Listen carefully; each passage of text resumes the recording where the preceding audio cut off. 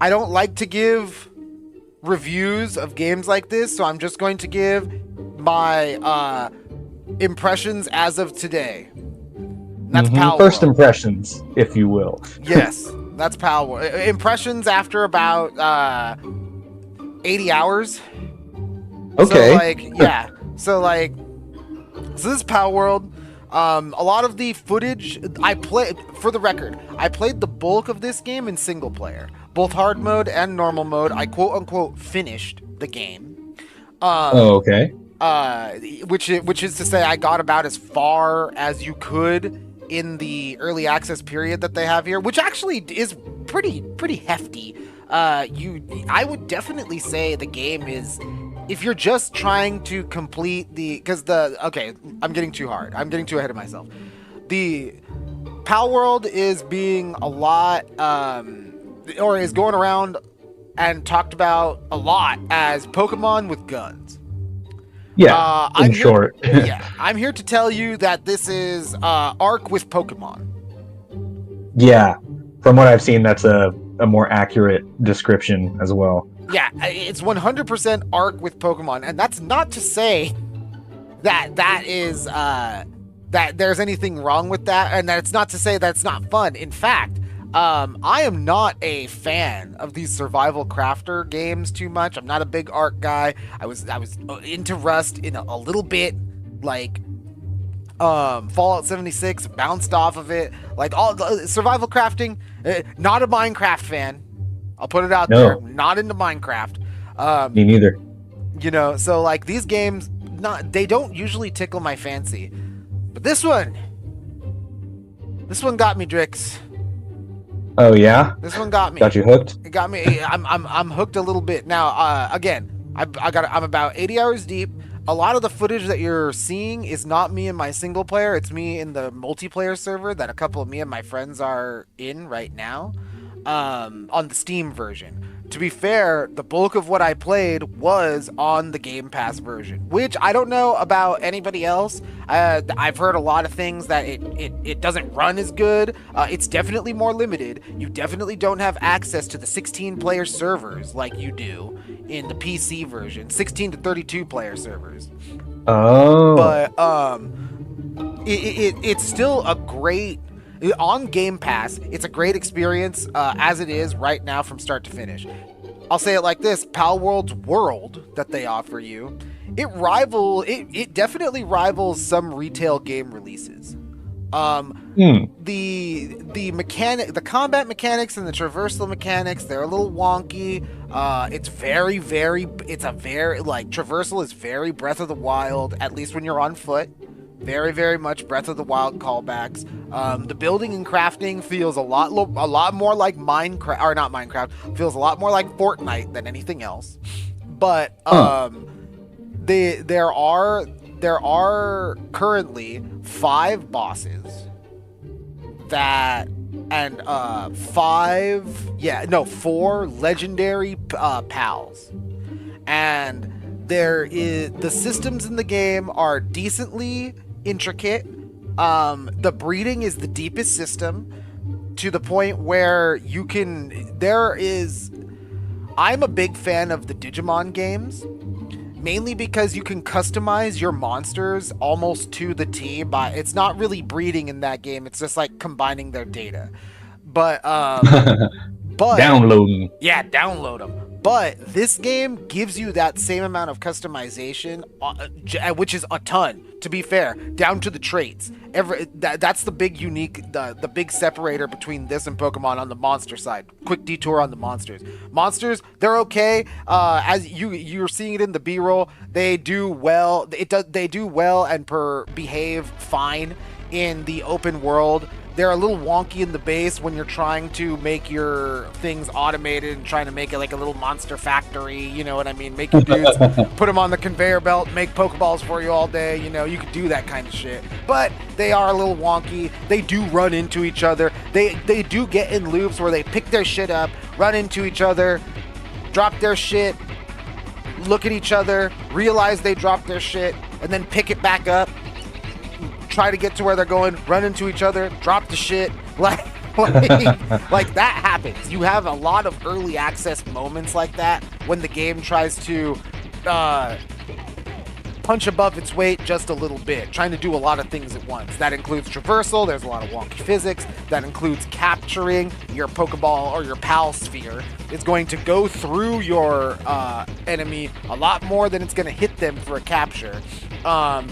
There's you see it in the B-roll.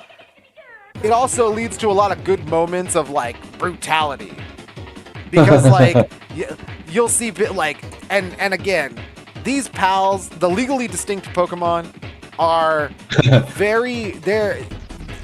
they do enough where it's like that's not Arcanine, but it definitely reminds me of Arcanine.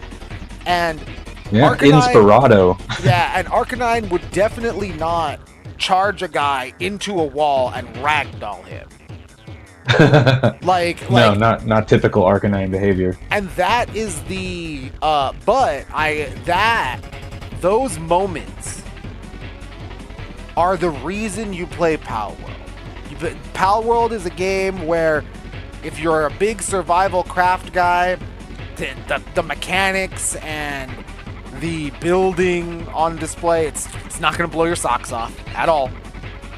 Like, you've seen better. You can go and play better.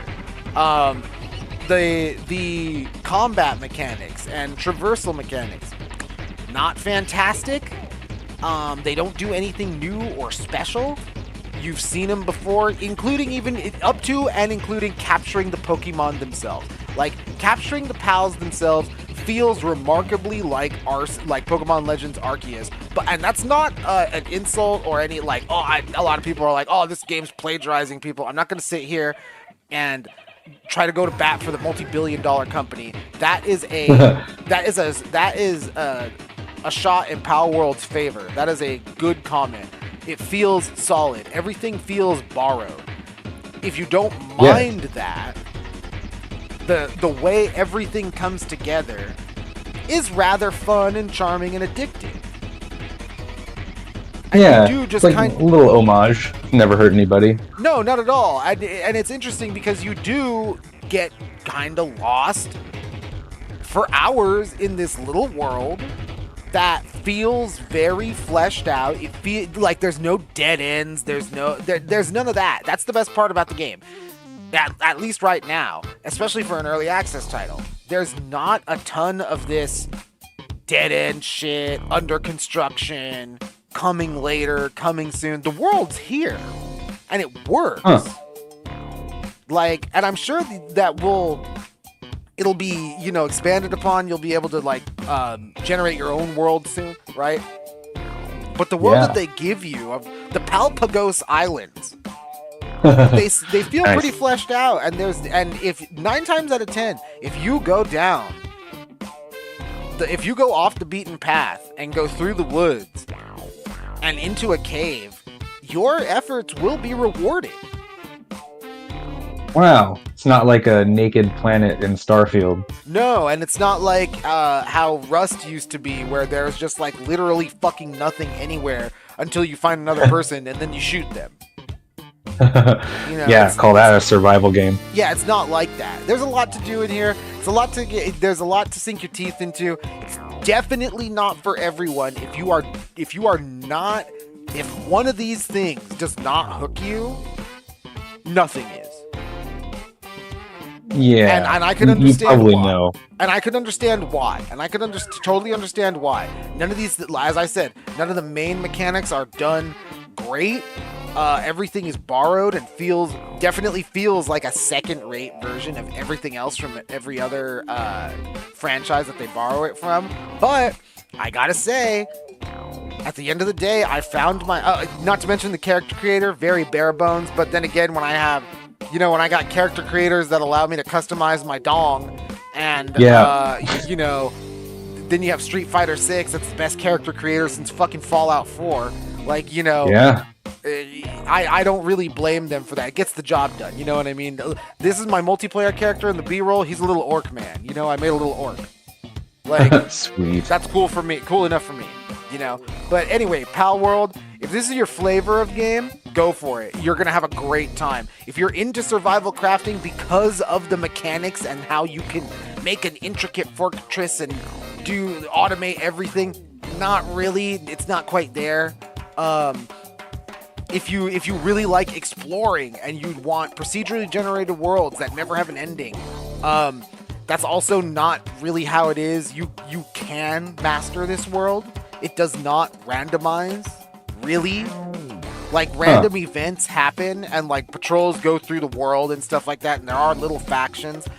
There's also no real story. There's not, like, the narrative is in, like, little text journals that you find. So, definitely not for everybody, especially in the early access state.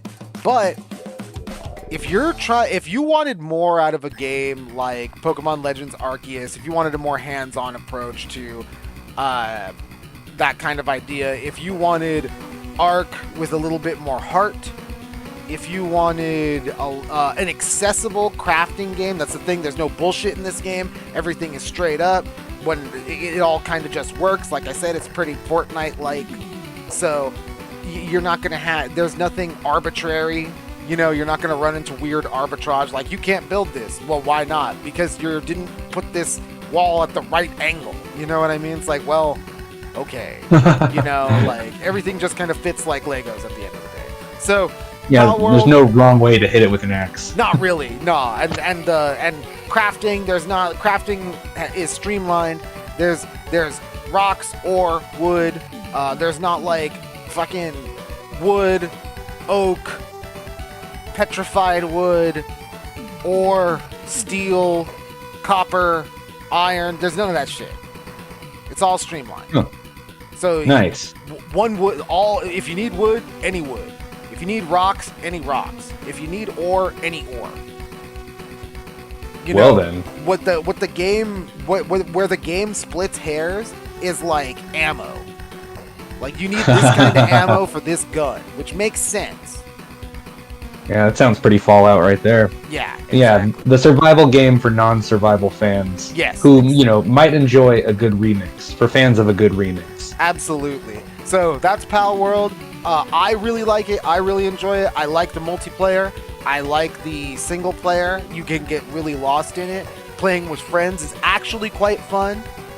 You can tweak your server settings and all that kind of stuff to make it as easy or as hard as you would like it to be. There's also more interesting settings like setting building degradation to 0 so that you can build infrastructure around the world itself.